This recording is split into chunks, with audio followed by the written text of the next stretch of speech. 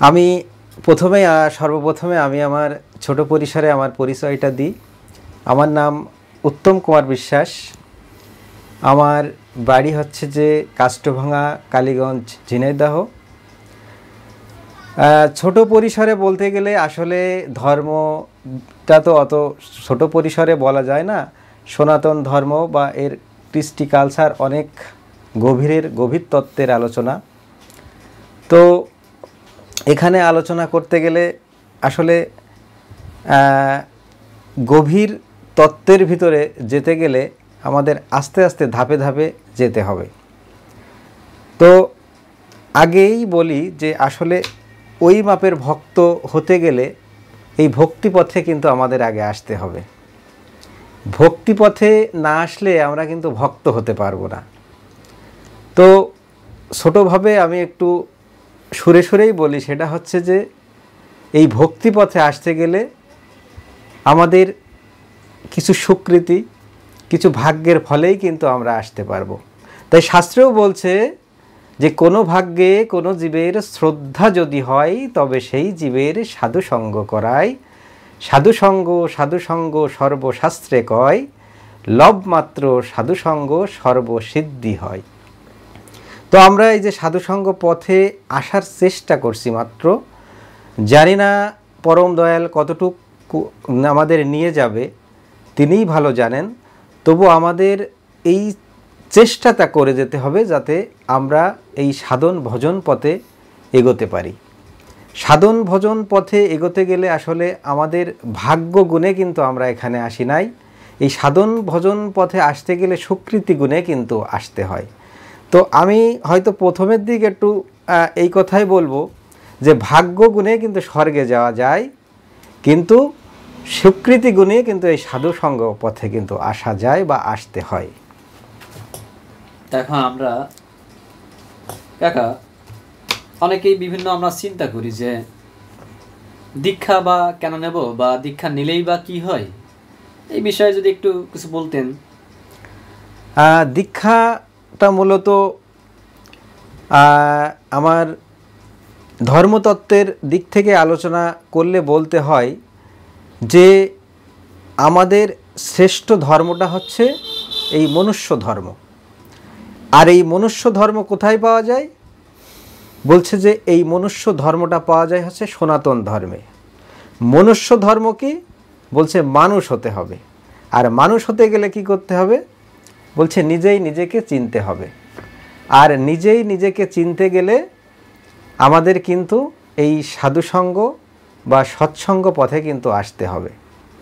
কেননা ভাইপো বলছে যে আমরা দীক্ষা কেন নিব, তো সাধুসঙ্গ পথে কেন আসব? বলছে গুরুর অনুগত হয়ে অনুশীলনের মাধ্যমে আত্মতত্ত্ব উপলব্ধি হচ্ছে যে এই সাধন ভজন পথে আসা। আর আত্মতত্ত্বের উপলব্ধি না করলে কিন্তু আমরা এই সাধুসঙ্গ বা সৎসঙ্গের পথে কিন্তু আসতে পারবো না। তো দীক্ষাটা এই জন্যই নেব যে আত্মতত্ত্বের উপলব্ধি করতে গেলে আগে আমাদের কিন্তু এই গুরুর দীক্ষা নিতে হবে। গুরু দীক্ষা বিনে কিন্তু আমাদের আত্মতত্ত্বের উপলব্ধি হবে না। তাই আত্মতত্ত্বের উপলব্ধি করতে গেলে দীক্ষা নিতে হবে। তো দীক্ষা শব্দের অর্থটা কি? বলছে দ্বি শব্দের অর্থ হচ্ছে দিব্য জ্ঞানকে প্রজ্বলিত করা, আর ক্ষয় শব্দের অর্থ হচ্ছে ক্ষয় হওয়া। অর্থাৎ দিব্য জ্ঞানের মাধ্যমে পাপকে ক্ষয় করাই হচ্ছে যে দীক্ষা। আর এই দিব্য জ্ঞানকে প্রজ্বলিত করতে গেলে আমাদের কিন্তু গুরুর অনুগত বা গুরুর সান্নিধ্য কিন্তু হতে হবে। এই গুরুর সান্নিধ্য হতে গেলে কিন্তু আমাদের দীক্ষা নেওয়ার অতীব প্রয়োজন এবং নিতেই হবে। এখন ধরেন সমসাময়িক যে বিষয়, আমার অনেক পয়সা আছে, টাকা পয়সা আছে, অর্থবিত্ত আছে, জায়গা জমি আছে, তা আমি ধর্ম করতে যাব কেন? অনেকে আমরা চিন্তা করি যে আমার তো দিন ভালোই যাচ্ছে। তো সেই ক্ষেত্রে আপনি আসলে কি বলতে চাচ্ছেন? যে হ্যাঁ, দেখুন এখানে কিন্তু আমার শ্রী শ্রী ঠাকুর অনুকূল চন্দ্রের একটা একদমই প্রচলিত একটা বাণী বলবো না, তার একটা মুখমিশ্রিত মানুষের আত্মতত্ত্ব উপলব্ধি করার মতো একটা বাণী। আপনি বলছেন যে আমরা হচ্ছে যে এই সাধুসঙ্গ পথে আমরা কেন আসব? তো ঠাকুর বলছেন যে মানুষ আপন টাকা পর যত পারিস মানুষ ধর। এই মানুষকে ধরতে হবে। এখন মানুষকে আমরা কিভাবে ধরব? বলছে যে টাকা পয়সা অর্থকড়ি অনেকেরই আছে। আমি পূর্বেই বললাম যে এই পথটায় আসতে গেলে কিন্তু আমাদের স্বীকৃতির প্রয়োজন। তো আমাদের এই যে ইহজগতের কথা চিন্তা করলে কিন্তু আমাদের হবে না। এটা আমাদের একটা ক্ষণস্থায়ী জীবন, আমরা কিন্তু এটা পেয়েছি, মানব জন্মটা পেয়েছি, কিন্তু সত্যিকার অর্থে এখানে কিন্তু আমরা এসেছি কিন্তু পরীক্ষা দিতে। এই পরীক্ষাতে যার যত প্রিপারেশন ভালো হবে সে কিন্তু তত বেশি কিন্তু এই ইহজগৎ ছেড়ে সে পরজগতের জন্য কিন্তু প্রস্তুতিটা নিতে পারবে। তো টাকা পয়সা, আমার ঠাকুরও বলছে যে টাকা পয়সা মানুষের নিত্য নৈমিত্য জীবনে বাঁচার জন্য টাকা পয়সার অবশ্যই প্রয়োজন আছে। টাকা পয়সা ব্যতীত কিন্তু আমরা সঠিকভাবে জীবনযাপন করতে পারবো না।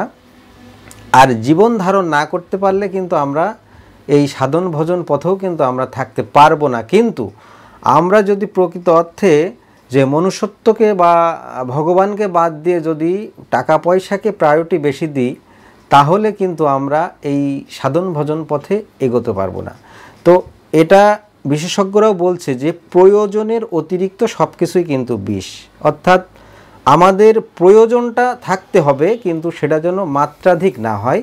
তাই এই টাকা পয়সার প্রয়োজনের পাশাপাশি আমাদের অবশ্যই ধর্মতত্ত্ব বা ধর্ম সম্পর্কে কিন্তু আমাদের জানতে হবে। তা না হলে কিন্তু আমরা এই আধ্যাত্মিক জগৎটাকে কিন্তু আমরা উপলব্ধি করতে পারবো না। মানুষ আপন টাকা পর তত পারিস মানুষ ধর। দেখা যাচ্ছে এই ক্ষেত্রে এখন টাকা তো মানুষের কাছেই থাকে। ঠাকুরকে এক ভক্ত জিজ্ঞাসা করছে যে ঠাকুর, আমি তো ভগবানকে মানিই নে বা বিশ্বাসই করি না। তখন ঠাকুর বলছেন যে তার মানে তুই নিজেই বিশ্বাস করিস না। কারণ আমার যে অস্তিত্ব, আমার যে সত্তা, আমি যদি বলি যে আগুনকে দেখা যায় না, বাতাসকে দেখা যায় না, তার মানে কি বাতাসের কি অনুভব শক্তি আছে না আমার?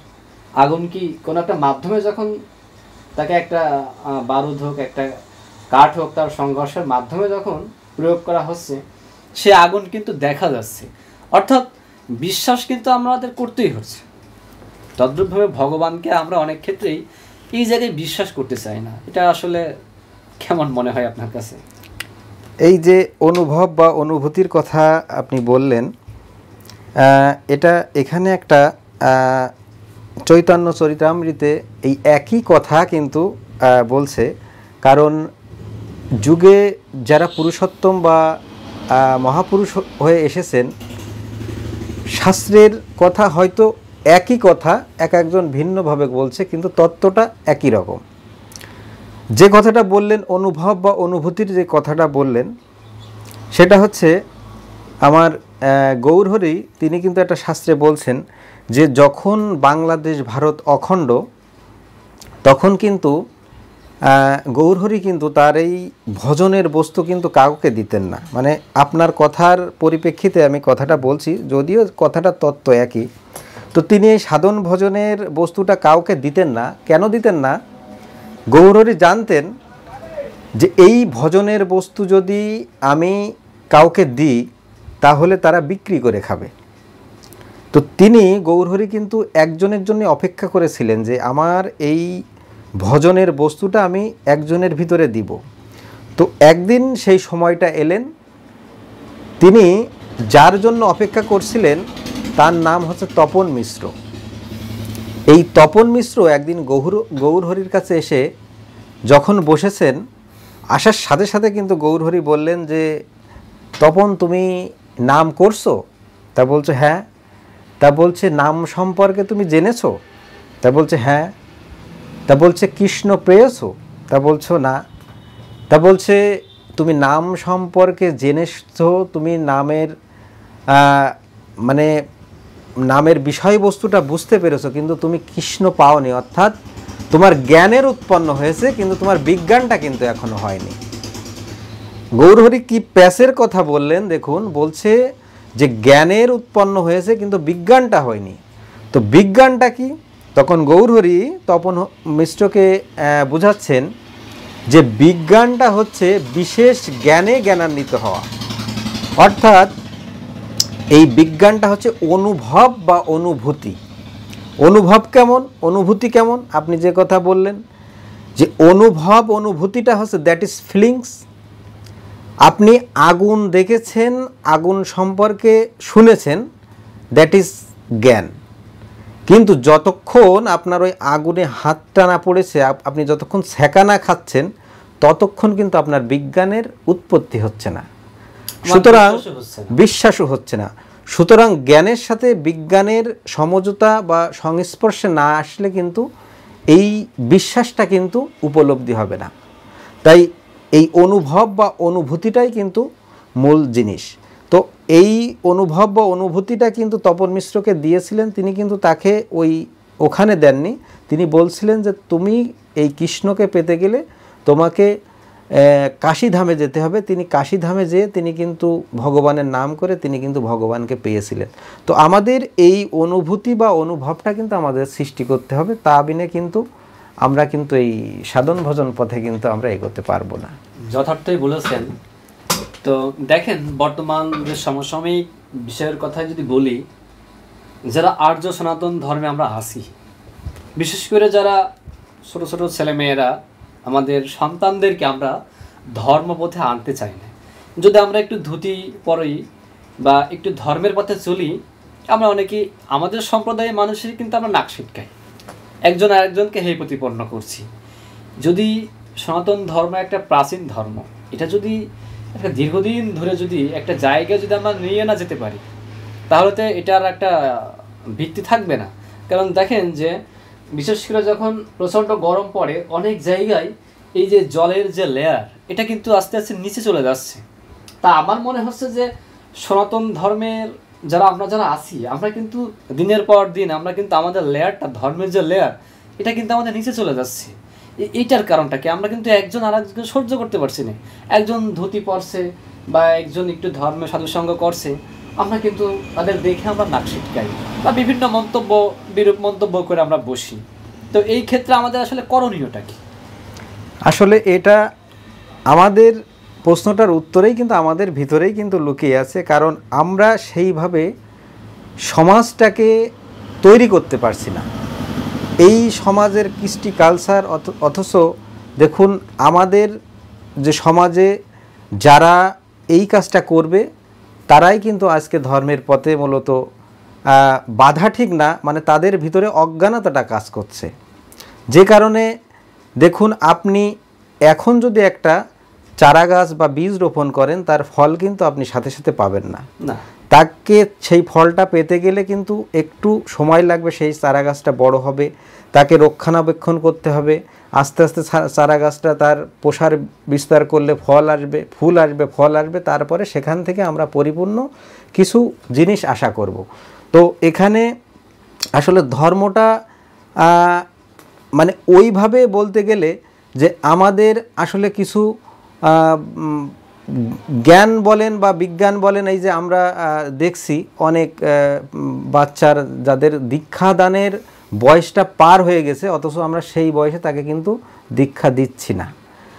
এখানে ঠাকুর কিন্তু একটা কথা কিন্তু তার বাণীতে বলছেন যে সন্তানকে মানুষ করতে গেলে, মানে তিনি বলছেন যে 5 থেকে 7, 7 থেকে 12 এর ভিতরে সন্তানকে দীক্ষায় মতি করো।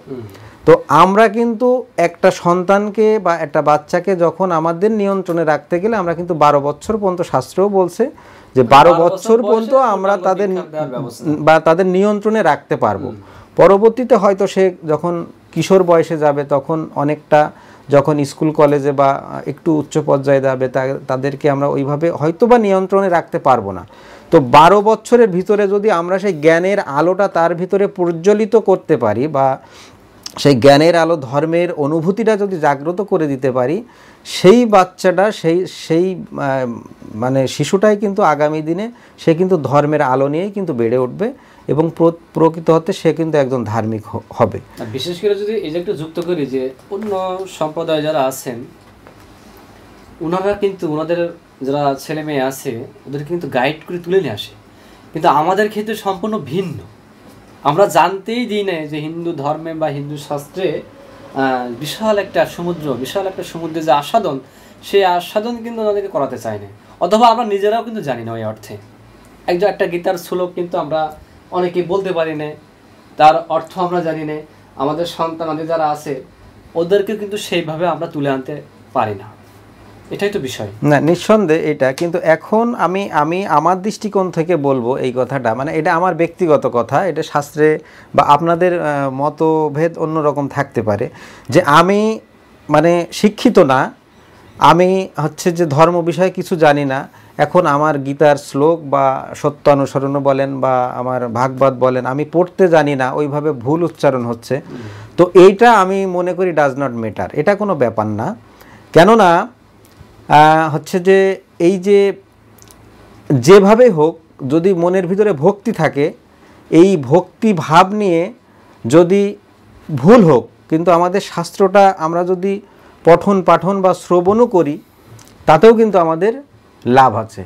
কেননা আমরা জানি যে রত্নাকর দস্যু যখন তিনি এতটাই অসুরবৃত্ত ছিলেন যে তিনি কিন্তু রাস্তা দিয়ে যারা যেতেন তাদের কিন্তু সব লুটপাট করে নিতেন, কিন্তু যখন তার যখন চৈতন্য বোধ হলো, আপনারা এর আগের কাহিনী হয়তো জানেন, কিন্তু তিনি যখন মানে তার চৈতন্য বোধ হলো বা ভগবান যখন স্বয়ং তিনি এসে তাকে বললেন যে তোমার উদ্ধারের পথ একমাত্র রাম নাম করলেই উদ্ধার হয়ে যাবে, তিনি কিন্তু রাম উচ্চারণও করতে পারছিল না, তিনি কিন্তু মরা মরা বলে পরে কিন্তু তিনি মানে 60,000 বছর মানে সাধনা করে তিনি কিন্তু ভগবানকে পেয়েছিল।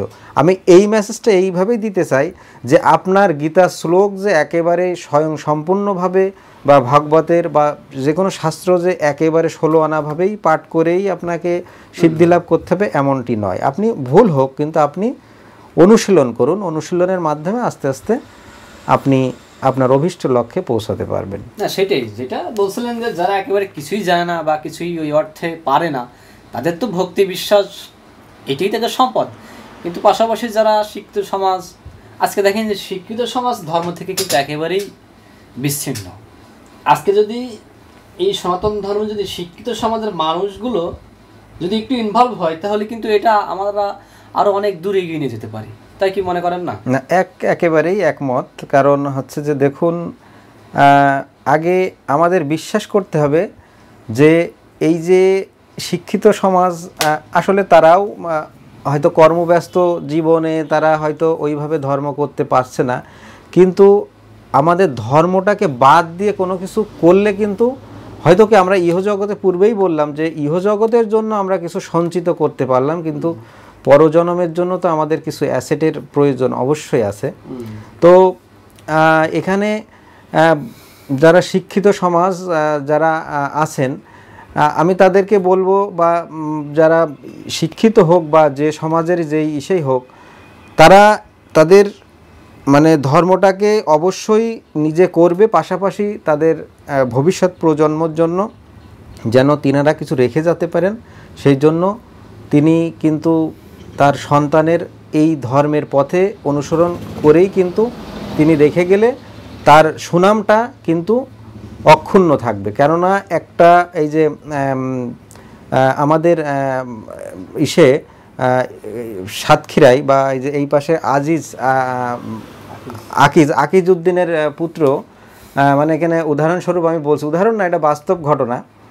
তো তিনি মানে এই মানে সমাজের বা এখনকার জগতে তার অনেক অ্যাসেট আছে, কিন্তু তাকে একটা প্রশ্ন করা হয়েছিল যে আপনি কি চান, আপনি মানে অগাধ সম্পত্তি চান নাকি আপনি সন্তানকে মানুষ করতে চান? তা তো উনি একটা কথা বলছিলেন, দেখুন আমি তো অশিক্ষিত, তা আমি 1 কোটি টাকা ব্যাংকে রাখার থেকে আমি একটা শিক্ষিত সন্তান আমি রেখে যেতে চাই। হ্যাঁ, তো পরবর্তীতে সেটা কিন্তু অবশ্যই এটা সমাজের জন্য তথা দেশের জন্য কিন্তু অনেক মঙ্গলজনক। তো আমি এই কথা বলবো যে শিক্ষিত অবশ্যই করতে হবে, শিক্ষিত না করলে বর্তমান প্রজন্মে তো এগোনো যাবে না। পাশাপাশি আপনারা অবশ্যই সন্তানকে এই ধর্মীয় জ্ঞানে কিন্তু আপনারা সন্তানকে একটু উৎসাহ করবেন বা নিজেদেরও এই আচরণটা মানতে হবে, পাশাপাশি সন্তানদেরকেও এই ধর্মপথে কিন্তু আনতে হবে। বিষয় হচ্ছে যে ধর্ম শুধু একটা নির্দিষ্ট জায়গায় বসে ধ্যান করলাম বা বনে জঙ্গলে চলে গেলাম বিষয়টা তা নয়। আমরা কিন্তু আমাদের প্রফেশনাল জায়গা থেকে আমরা ধর্ম করতে পারি। যেমন ঠাকুরের কাছে এক ভক্ত সে বলছে যে ধরেন কেউ উকিল পেশায় নিয়ে যেত, তা কেউ ডাক্তারি পেশায় নিয়ে যেত, সে তো সঠিকভাবে বিভিন্ন ধর্মীয় অনুষ্ঠানে যেতে পারবে না। এখন ঠাকুরের যে বলা যে নির্দেশিত কথা, যে সে কিন্তু তার ওই পেশায় থেকে ধর্ম করতে পারে। ধরুন কেউ একজন গরিব মানুষ, তার অর্থবিত্ত সেই অর্থে নেই, হয়তো সে 500 টাকা ভিজিট নাই, সে হয়তো সেই জায়গায় 200 টাকা নিল কিংবা না নিল। আবার দেখা যাচ্ছে অনেকে মানুষই কিন্তু বর্তমান মিথ্যা মামলায় জর্জরিত। অনেক গরিব মানুষ আছে, যাদের অর্থ করি সেইভাবে নেই।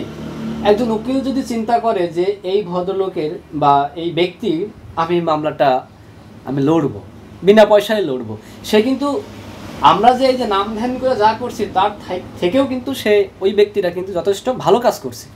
অর্থাৎ ধর্মে কিন্তু যে যার প্রফেশনাল জায়গা থেকে সে কিন্তু সঠিকভাবে করতে পারে। অবশ্যই করতে পারে। এখানে শাস্ত্রও বলছে যে এই মানে আপনার কথার পরিপ্রেক্ষিতে আমি বলতে চাই যে ধর্মটা আমি এই গারস্থ জীবনেও আমি করতে পারবো কিনা, যে আমাকে ধর্ম করতে গেলে নির্দিষ্ট মানে ধর্ম প্রতিষ্ঠানে, হ্যাঁ এটা শাস্ত্রও বলছে মনে কোণে বনে, অর্থাৎ আপনি মনে কোণে, ঘরের কোণে বা বনে তপস্যা করেও আপনি কিন্তু করতে পারেন। এটা হচ্ছে যে কারণ আমাদের এই যে গারস্থ জীবনে আমরা যারা আছি তাদের আসলে তো ওইভাবে সন্ন্যাস জীবন করা বা গ্রহণ করাও তো এখন তো সম্ভব নয়। হ্যাঁ, যান্ত্রিক জীবন। তো আমাদের এই গারস্থ জীবনটা অক্ষুণ্ণ রেখে আমরা ধর্মপথেও কিন্তু আমরা আসতে পারবো। তো এখানে ধর্ম করতে গেলে যে মনের ভিতরে ভক্তি ভাবটা থাকতে হবে। আর আপনার কথার পরিপ্রেক্ষিতেই বলি যে মনে কোণে বনে যেখানেই থাকেন না কেন, আপনি আপনার আরাধ্যকে পূজা করলে বা তাকে ইষ্ট দেবতাকে স্মরণ করলে আপনি পাবেন। তো আমাদের শাস্ত্রও এখানে বলছে, শ্রীমদ্ ভগবদ গীতাতেও কিন্তু বলছে যে আড়ম্বর করে ভগবানকে যে আমাকে কোটিপতি হতে হবে বা টাকা পয়সা দিয়েই কি আমাদের ঠাকুরকে ভগবানকে আনতে হবে এমন নয়। শ্রীমদ্ ভগবদ গীতাতেও বলছে যে কি বলছে পত্রম পুষ্পং ফলম তোয়াম যমে ভক্তা প্রজ্যোতি যধম ভক্তম প্রজ্যোতি। আপনি পত্র, পুষ্প, ফল বা চোখের জল দিয়ে আপনি কিন্তু আপনার আরাধ্যকে আপনি কিন্তু স্মরণ করতে পারেন। সুতরাং এই টাকা পয়সা গয়নাগাটি দিয়ে আমি ভগবানকে তুষ্ট করব, বিষয়টা এমন নয়। ভগবানের নেই তা না, তার তো সব কিছু আছে, তার অর্থ করি সে তো ভগবানেরই আছে, সেইগুলো আমরা নিচ্ছি, তাহলে তারটা নিয়ে আমরা তাকে দিব কেন?